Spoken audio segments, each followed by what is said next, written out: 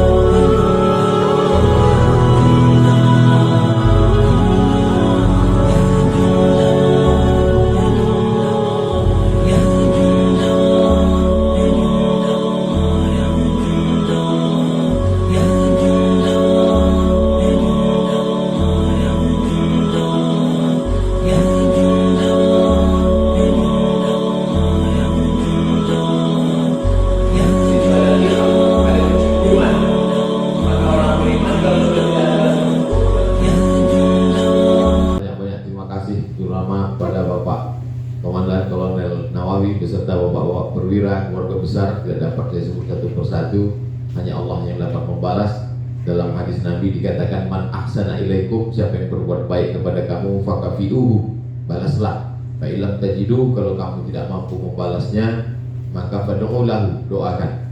Oleh sebab itu di akhir majelis ini, sebagaimana dipesankan tadi, insya Allah kita akan mendoakan khusus untuk Brigif 4 Marinir dan untuk kebaikan bangsa Indonesia, negara kesatuan Republik Indonesia ke depan, insya Allah. Agama Islam Tidak hanya agama ritual, agama doa, agama zikir, tapi juga agama yang bercerita tentang kekuatan pasukan. Selama ini diceritakan Nabi Muhammad itu tentang pasukan daratnya. Bagaimana Nabi berperang pada perang Uhud, kemudian perang Badar, perang Uhud, dan perang Ahzab, perang lainnya. Tapi juga kalau kita baca sejarah, ketika Nabi meninggal digantikan oleh Abu Bakar Siddiq 2 tahun lamanya.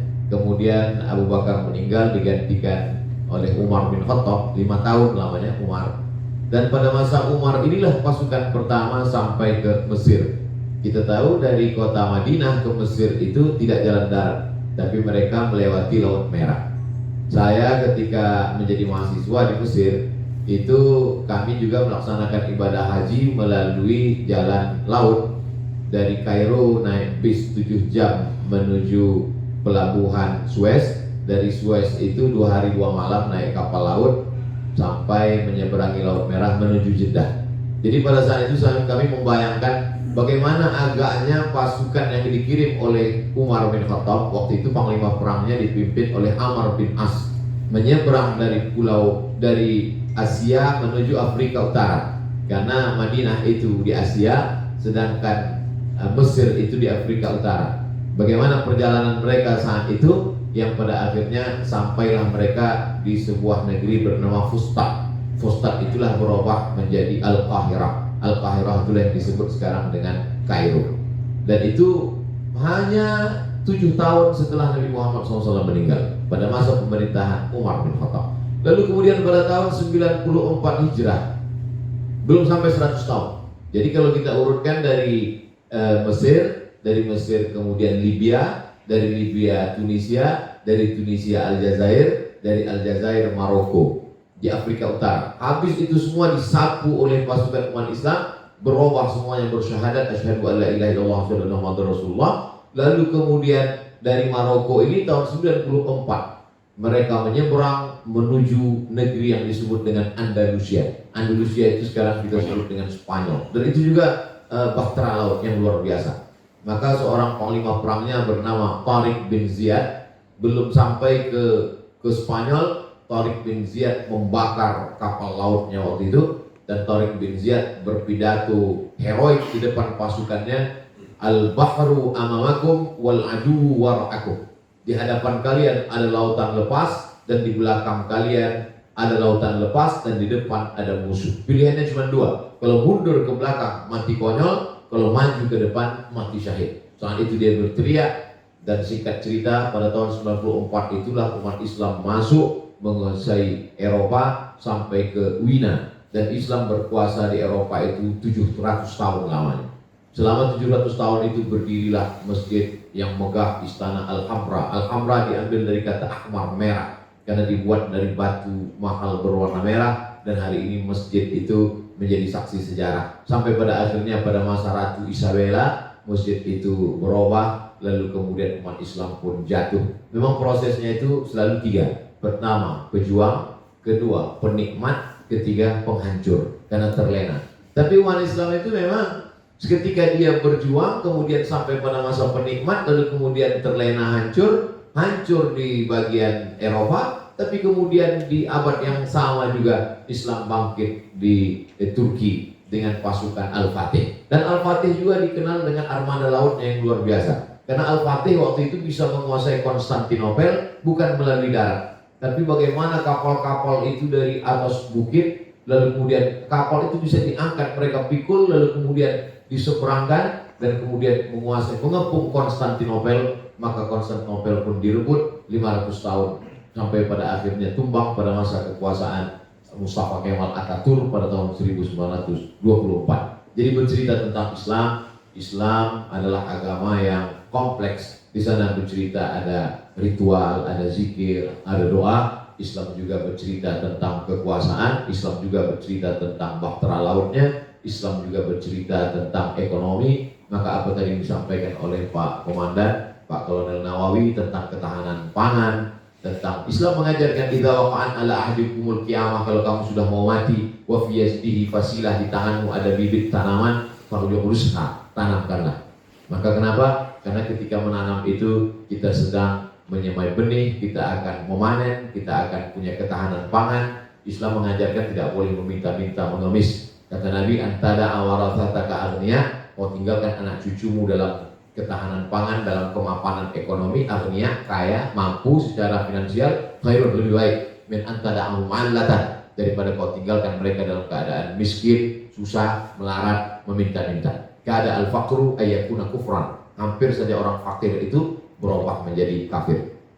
Saya amat sangat merasa senang dan bangga berada di tengah bapak-bapak, berada di tengah keluarga besar Brigif 4 Marinir. Mudah-mudahan hubbul watan minal iman, cinta tanah air ini bagian dari iman.